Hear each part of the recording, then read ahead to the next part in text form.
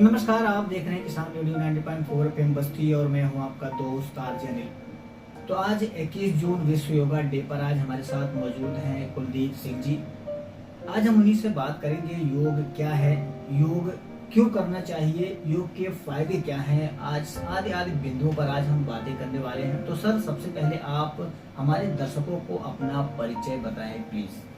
दोस्तों नमस्कार, मैं कुलदीप सिंह, भारत स्काउट गाइड जिला संस्था बस्ती में जिला सचिव का दायित्व देख रहे हैं इस समय जी। इसके पहले हमारे पास जिला प्रशिक्षण कमिश्नर स्काउट का दायित्व था और विश्व योगा दिवस की ढेर सारी शुभकामनाएं आप सभी को। जी, बहुत बहुत धन्यवाद सर, आपने अपना कीमती वक्त आज निकाला हमारे लिए, हमारे श्रोताओं के लिए।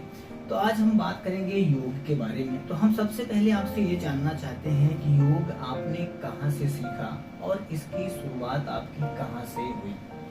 जी बिल्कुल, मैं बताना चाहूँगा, योग के तरफ से हमारा सुझाव, हमारा रुझान, हमारा लगाव शुरू से ही रहा है और पतंजलि योग से जुड़े हुए जो हमारे वरिष्ठ लोग जनपद बस्ती में अपना योगदान दे रहे हैं, जिसमें गणध्वज पांडे जी हैं, डॉक्टर प्रवेश कुमार जी हैं, इन लोगों ने हमको शुरुआती दौर में प्रेरित किया कि आप योग से जुड़िए और उन लोगों के प्रेरणा से ही हम पतंजलि योग से जुड़ करके सहयोग प्रशिक्षण जो होता है योग का जी, उसको बस्ती में ही कैंप लगा था और उस कैंप के दौरान हमने ये प्रशिक्षण योग शिक्षक का बस्ती में शुरुआती दौर का जी, प्राप्त किया। जी, सही बात आपने कहा कि योग के बारे में आपने बताया, इसकी शुरुआत कहाँ से हुई आपकी। अगले क्वेश्चन की अगर हम बात करें, आप एक स्काउट गाइड से जुड़े हुए हैं। जी जी, तो इसका प्रशिक्षण कुछ आपको प्राप्त हुआ है, और प्राप्त हुआ है तो कहाँ से आपने इसको प्राप्त किया। जी बिल्कुल, मैं बताना चाहूँगा कि स्काउट गाइड से जुड़ा होने के नाते एक नेशनल लेवल का इंस्ट्रक्टर कोर्स हुआ था जम्मू कश्मीर में, जिसमें हमें जनपद बस्ती से प्रतिभाग करने का अवसर मिला था। जी, और जम्मू कश्मीर में भारत स्काउट गाइड के तरफ से नेशनल लेवल का माइक्रो इंस्ट्रक्टर कोर्स था, जो आवासीय प्रकृति का था जी, और वहाँ पे माइक्रो टीचर के रूप में कैंप संपन्न हुआ था और national level instructor course micro yoga का जी, वहाँ से हमने कोर्स पूरा किया था। जी। अच्छा सर, हम एक बात और आपसे जानना चाहेंगे कि इसके पहले आप पतंजलि योग समिति से जुड़े हुए थे। जी जी, तो पतंजलि योग समिति से जुड़े होने के नाते बाबा रामदेव की देखरेख में भी आपको कोई प्रशिक्षण मिला है, और मिला है तो कहाँ से।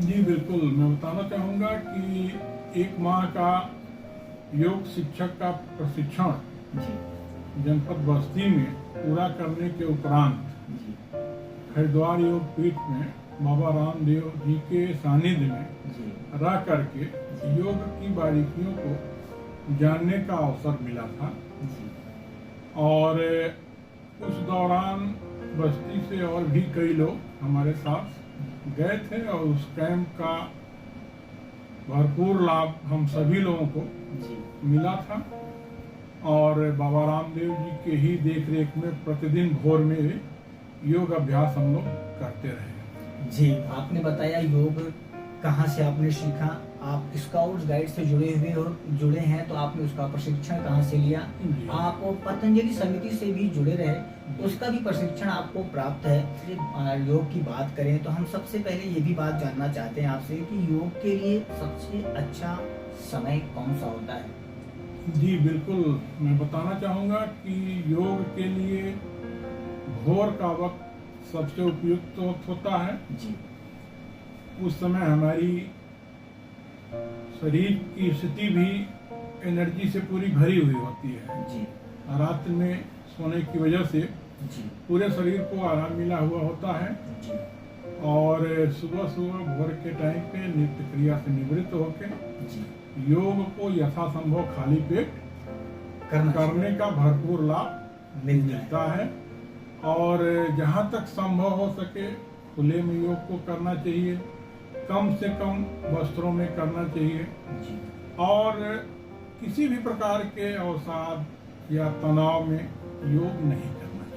जी, ये बात आपने बहुत ही मार्केटिंग कही कि किसी भी अवसाद या तनाव में योग ना करें, जी। क्योंकि उस समय हम जहाँ तक समझते हैं कि वो ऐसा समय जो आपने निर्धारित किया जी। है वो ऐसा समय ही होता है कि आदमी के पास कोई तनाव या अवसाद माइंड में चलते ही नहीं है। चलते ही नहीं। वो- उस सुबह के टाइम में ऐसा कुछ नहीं होता जी, है। बिल्कुल इसी आदमी यही बिल्कुल फ्रेश माइंड से होता है और योग के लिए ये बहुत आवश्यक है कि आप योग करते समय किसी प्रकार के तनाव में न हो, किसी प्रकार की जल्दबाजी में न हो, जी किसी प्रकार के अवसाद में न हो। जी बिल्कुल, यही इसीलिए मैंने उसको पूछा कि वो ऐसा टाइम होता है कि आदमी के पास कोई टेंशन या कोई तनाव नहीं होता है। वो समय इसलिए रखा गया है योग के लिए और बहुत अच्छा समय माना भी जाता है।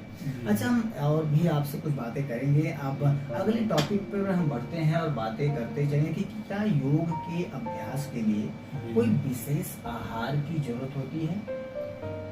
देखिए, आहार की जहाँ तक बात हम करते हैं तो आहार तो हर व्यक्ति को, जो योग करता है उसको भी, जो योग नहीं करता है उसको भी जी सुपाच्य आहार लेना चाहिए। जी और योग जो कर रहे हैं उनके लिए भी आवश्यक है कि जो भी वो आहार लें वो सुपाच्य लें और जितनी आवश्यकता हो उतना ही लें। बिल्कुल ज्यादा भोजन करने का कोई लाभ नहीं है और उससे अंततः नुकसान ही होता है। अपच की स्थिति बनती है, पाचन क्रिया में व्यवधान पैदा होता है। तो इसमें कोई विशेष आहार की बात नहीं कही गई है। जी सिर्फ इस बात का ध्यान रखें कि हल्का आहार लें, सुपाच्य आहार लें। जी और योग सबको करना चाहिए, लेकिन किन्हीं कारणों से जो लोग योग नहीं भी कर रहे हैं उनके लिए भी यही फार्मूला लागू होता है कि वो हल्का और सुपाच्य आहार लें। जी बिल्कुल सही कहा आपने कि वो मतलब आप आहार की आपने बात बताई कि एक संतुलित आहार जी। और सुपाच्य आहार लेना चाहिए जिससे डाइजेस्ट हो जाए और आपका मस्तिष्क फिट रहे। जी, और जी। कहा भी जाता है कि योग करने से स्वस्थ शरीर के साथ साथ स्वस्थ मस्तिष्क का भी विकास होता है। जी, अगली बात हम आपसे ये भी जानना चाहते हैं कि जी। क्या योग से वजन को घटाया जा सकता है? जी हाँ, बिल्कुल। योग एक ऐसा माध्यम है जिससे आपका शरीर जो होता है वो बैलेंस होता है। जी बैलेंस इन द सेंस, जैसे अगर वजन आपका कम है तो वजन बढ़ जाता है, वजन अगर ज्यादा है तो वजन कम हो जाता है। जो भी आप योग करते हैं, व्यायाम करते हैं, जी उसका मूल उद्देश्य भी यही रहता है जी कि शरीर को जो औसत आकार चाहिए, जी जो औसत वजन चाहिए, जी वो आपको प्राप्त हो सके।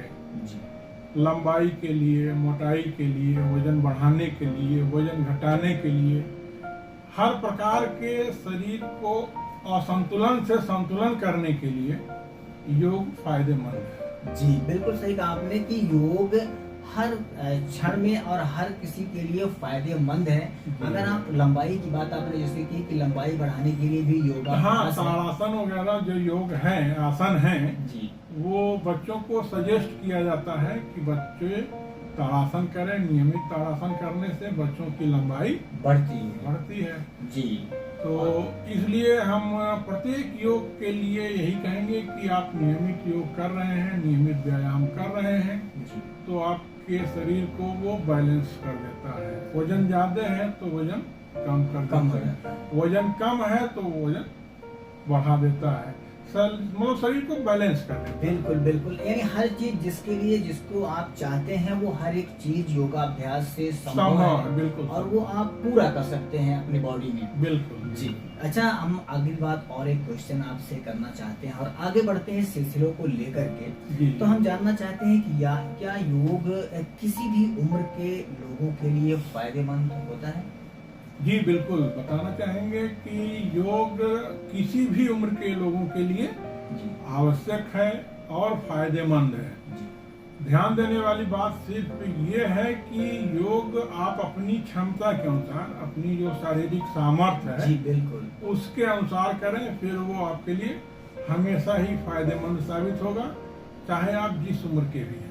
जी बिल्कुल, ये बात आपने बहुत सही कही कि आप योग के लिए कोई भी उम्र फायदेमंद है, बट आपकी अगर कैपेसिटी 50 केजी की है, 20 केजी की है, तो जी, आप जी। 20 केजी ही लेकर जाएं, ना कि आप 50 केजी लेकर के जाएं। जी, बिल्कुल। तो आपने ये बात बहुत अच्छी बताई कि योग करने का कोई वो नहीं है, लेकिन आपकी जितनी कैपेसिटी है उसी हिसाब से आप शारीरिक क्षमता, हाँ, आपकी जो शारीरिक क्षमता है उसके मुताबिक योग करेंगे। योग करें, अभ्यास करें, व्यायाम करें, अपने शारीरिक क्षमता के अनुसार करें। हमारे स्काउट गाइड में भी 6 जो व्यायाम बताए गए हैं BP6 के, जी उसमें भी इस बात का उल्लेख है कि आप अपने शारीरिक क्षमता के अनुसार ही योग करें, व्यायाम जी, करें। बिल्कुल सही कहा आपने। और अच्छा, हम एक बात और भी आपसे जानना चाहते हैं सर, क्योंकि आप कई जगह से प्रशिक्षित हैं और हमारे श्रोताओं को भी आप बता रहे हैं, तो बिल्कुल कुछ ना कुछ वो अपने अंदर जरूर एब्जॉर्व करेंगे और उसको उनका पालन भी करेंगे, जिससे वो स्वस्थ रह सकें। अच्छा, हम एक बात करते हैं, जैसे आजकल क्या है, बहुत सारे आर्टिफिशियल योग के साधन खुल गए हैं, जैसे जिम की हम बात करें सीधे जी और एक जैसे आपने कहा कि एकांत में करना चाहिए, खुले वातावरण में योग को करना चाहिए, लेकिन जिम में ऐसी कोई प्रक्रिया नहीं होती है। जी जिम एक बंद कमरा होता है, उसमें आधुनिक संसाधन मौजूद होते हैं, जिसके द्वारा आदमी जाता है और एक फिजिकल एक्टिविटी करता है। जी। तो जिम और योग जो खुले में किया जाता है, उसमें क्या अंतर है? देखिए, सबसे महत्वपूर्ण, सबसे बड़ा अंतर तो ये है कि जिम में आपको पैसा दे करके आपको करना होता जी है, बिल्कुल सही कहा आपने। और हमारा जो योग है, ऋषि मुनियों का देन है, वो बिल्कुल निशुल्क है, सबके लिए निशुल्क है। यहाँ तक कि हमारे जो योग के गुरु हैं, योग के जो अध्यापक हैं, टीचर हैं, जी। प्रशिक्षक हैं, जी वह भी बहुत ही खुशी आपको योग कराने के लिए हर जगह सहज उपलब्ध है। जी बिल्कुल उनकी कभी कोई अपेक्षा नहीं होती है कि किसी से 1 रुपया भी उन्हें चाहिए। मिले। और ठीक इसके उल्टा जिम में आपको पहले भुगतान करना होगा, जी और भुगतान भी अच्छा खासा करना होगा, बिल्कुल क्योंकि उनका सारा खर्चा, उनका व्यवसाय वही है। और योग में फ्री है, सब कुछ फ्री है, और हमेशा कभी भी कहीं भी आप योगदान लेना चाहें, कोई सवाल करना चाहें, कोई समाधान करना चाहें, तो हमारे योग शिक्षक पूरे जनपद में सहर्ष आपके हर शक सुबह को दूर करते हुए आपको सही दिशा, सही निर्देशन में योग कराने के लिए तत्पर हैं, तैयार हैं। जी बिल्कुल सही कहा आपने। इस बात से मैं भी सहमत हूँ और हमारे श्रोता भी कहीं न कहीं सहमत होंगे, क्योंकि जिम जाने के लिए आप जो उसके द्वारा जो योगाभ्यास करते हैं उसके लिए आपको पे करना होता है, लेकिन योग ऐसा एक साधन है जिसके लिए आपको कुछ भी पे नहीं करना होता है, यानी यूं कहें तो फ्री ऑफ कॉस्ट अपने बॉडी को आप संतुलन रख सकते हैं। जी बिल्कुल। और जिम में अक्सर ये भी सुना गया है कि जितने दिन आप गए, जितने दिन पैसे दिए, उतने दिन तो ठीक, जब उसको आप पैसा देना बंद कर दिए, वहाँ जाना बंद कर दिए, तो उसके साइड इफेक्ट भी हैं, देखने को मिलते हैं। जबकि योग में ऐसा कुछ नहीं है, आपने जब तक किया नहीं किया तो नहीं किया। और इसमें सबसे मूलभूत अंतर वही है, पैसे वाला। एक तो सब कुछ निःशुल्क है और दूसरी तरफ सब कुछ। जी बिल्कुल। अपना अमूल्य समय निकालकर हमारे दर्शकों के बीच में आज आप अपनी बातें रखी, योग के बारे में बताया, योग क्या होता है, योग के क्या फायदे होते हैं, योग करना चाहिए, कैसे करना चाहिए, कब करना चाहिए, सारी बिंदुओं पर आपने प्रकाश डाला। और हम आप किसान रेडियो को आपने अपना अमूल्य समय दिया, हमारे स्टूडियो में आए, इसके लिए बहुत बहुत धन्यवाद। धन्यवाद दोस्तों।